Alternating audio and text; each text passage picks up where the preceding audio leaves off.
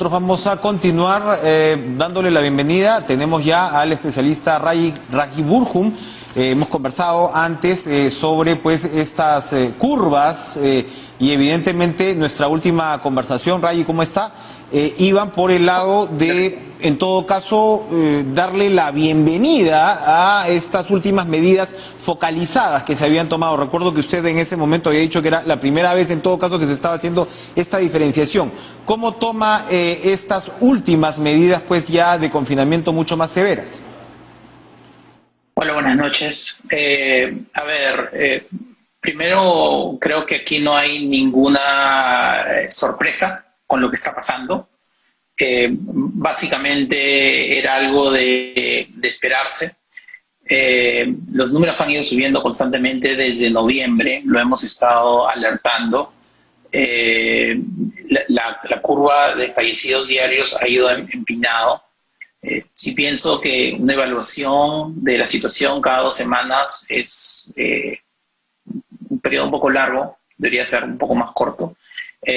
Pero si revisas un poquito los tweets que hemos estado haciendo a través de Open COVID en las últimas 2 semanas, ya esto no es absolutamente ninguna sorpresa. Ya es algo que estábamos mirando que iba a suceder.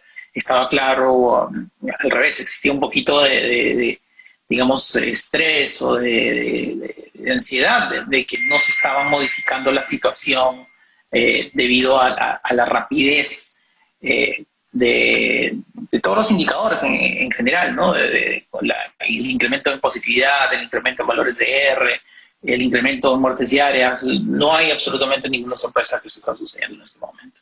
Ahora, ¿se ha tomado demasiado tiempo para asumir estas medidas si es que precisamente estamos contando con estos indicadores que anunciaban el incremento sostenido de las curvas? ¿Se ha tomado demasiado tiempo? Se lo pregunto porque, claro, aquí también hay un debate de si medidas tan severas primero van a ser cumplidas, ¿no? Acabamos de estar con el expresidente Martín Vizcarra y hemos discutido también sobre las medidas que inicialmente se tomaron, que si el país las iba a cumplir o no, y ahora evidentemente pues hay mucha tensión también por el lado económico y hay temor de que medidas tan severas finalmente no lleguen a ser cumplidas como se debe, precisamente para que tengan el efecto deseado, ¿no?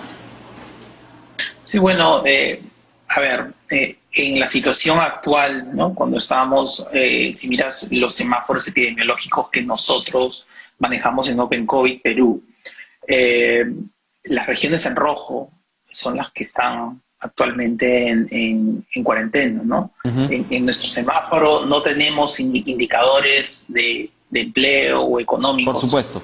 Que son puramente, netamente epidemiológicos, y en general positividad, crecimiento, ese tipo de cosas.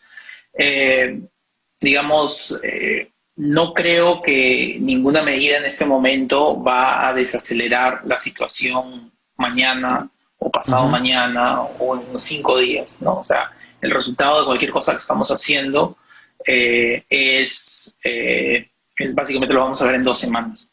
Ahora, es lamentable porque sí estoy de acuerdo con lo que acaba de decir el presidente Vizcarra, que básicamente debimos haber hecho unas medidas antes, ¿no? Sí es un paso adelante elegir regiones y un semáforo. Uh-huh.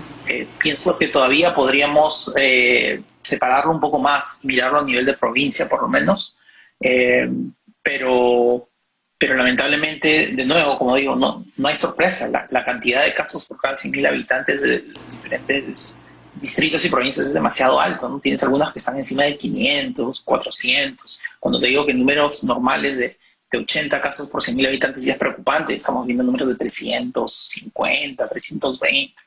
Entonces, cero sorpresa. Uh-huh, así es. Ahora, esta información, digamos, o estas conclusiones las tendremos seguramente más adelante, pero es plausible, como se está viendo también en otros medios internacionales, que estas nuevas variantes estén complicando en parte también estas curvas epidemiológicas, ¿no? Como se está hablando incluso pues en países como el Reino Unido, en el propio Estados Unidos y demás. ¿Qué se podría esperar a partir de medidas como estas, a partir, por ejemplo, de las experiencias internacionales? ¿Se está logrando de alguna manera contener, amarrar, reducir los números a partir de medidas similares? A ver, definitivamente después de 2 semanas, cuando llegas a una medida tan extrema como la que estamos teniendo, sí hay resultados, ¿no? Poniendo de lado el impacto económico, que creo que nadie puede discutir que ahí va a haber otro problema que estamos causando. Pero si lo pones de lado y hablamos solo de la parte de salud, sí esperaría que en 2 semanas bajen números, excepto de que tenemos que entender que estamos en esta situación donde una vacuna ya existe. Entonces, la logística, todo lo que podemos hacer para acelerar eso va a ayudar. El concepto del wine en general es que íbamos a estar ajustando, desajustando constantemente hasta que la vacuna llegue, ¿no?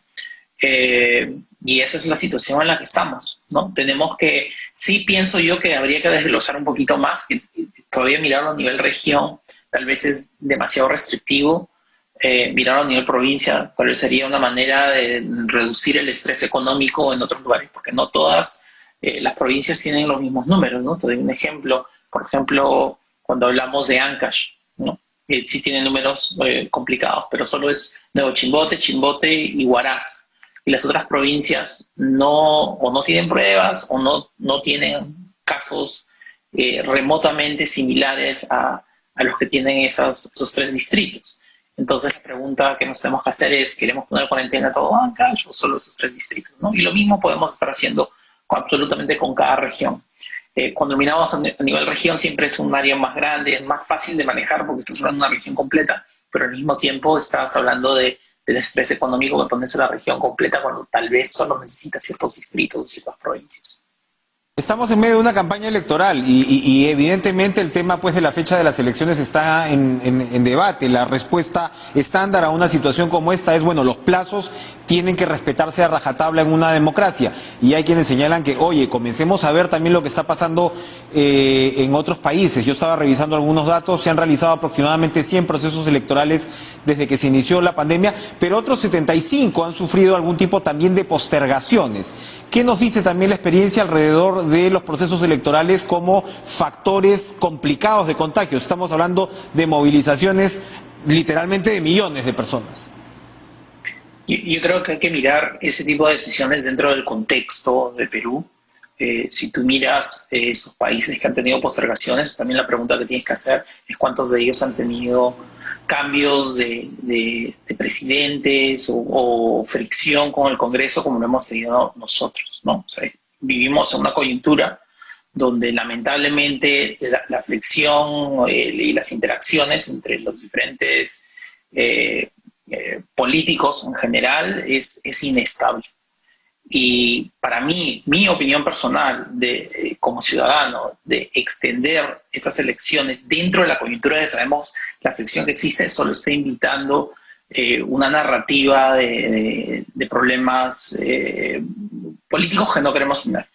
Para mí, las elecciones se trata de planeamiento, ¿no? Si tenemos que hacer y poner 3 días o 4 días de elecciones antes, eso me parece mucho más razonable a que postergar las elecciones simplemente. Sabemos que va a existir la pandemia, no sabemos el tamaño de la curva por más que hayan proyecciones. Las proyecciones te sirven para dar una idea conceptual de qué es lo que va a pasar, pero realmente con la variable de las nuevas variantes que estamos teniendo o posibles otras variantes que vamos a tener después, no vamos a saber realmente la situación. Entonces lo mejor que podemos hacer es crear un plan que nos permita tener las elecciones a tiempo. Si necesitamos más días, 2 días, 3 días antes, perfecto.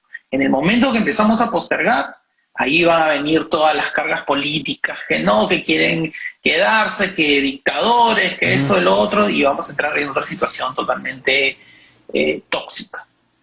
Tóxica. Usted lo acaba de señalar, el tema que está marcando en todo caso un punto de diferencia completo ahora es el de la existencia de la vacuna, pero estamos observando también en otros países, bueno, Israel, por ejemplo, está volando con su proceso de vacunación. Por supuesto, es un país con una población no bastante reducida, pero al parecer son los que están llevando la delantera.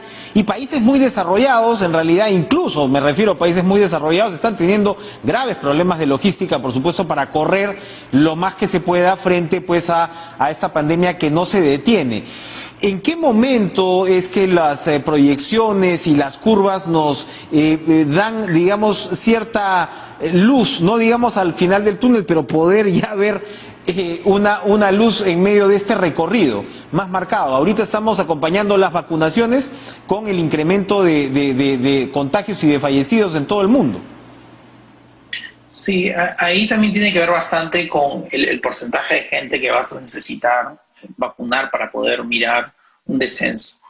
Las buenas noticias en general es que estamos viendo los resultados en Israel, que son los que de lejos están vacunando más rápido que los otros países, ¿no? Allí lo que hemos estado viendo es que después de 2 semanas hay una bajada increíble entre los grupos que están vacunados y no están vacunados en términos básicamente es lo que queremos. Tenemos una bajada tremenda después de 2 semanas.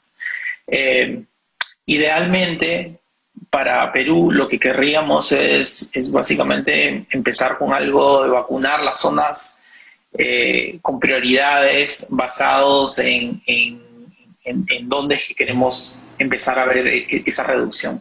Algo interesante es que otros países tenemos como el planeamiento y el orden tradicional, lo voy a llamar, de cómo es que se está planeando hacer, digamos, el orden de vacunación. Normalmente empiezas con las personas mayores y vas bajando en edad, y, en fin, llegas a los más jóvenes. Pero otros países lo que están planteando son vacunar primero a las personas que tienen mayor movilidad, ¿no? A los grupos de gente que están trabajando, por ejemplo. ¿Para qué? Para tener una reducción en esos y reducir el impacto económico. Esas son cosas que deberíamos estar pensando y comunicando, ¿no? Perfecto. Ray Urjun, muchas gracias por acompañarnos, ¿no?, en estas fechas complicadas, evidentemente. Vamos a terminar el programa con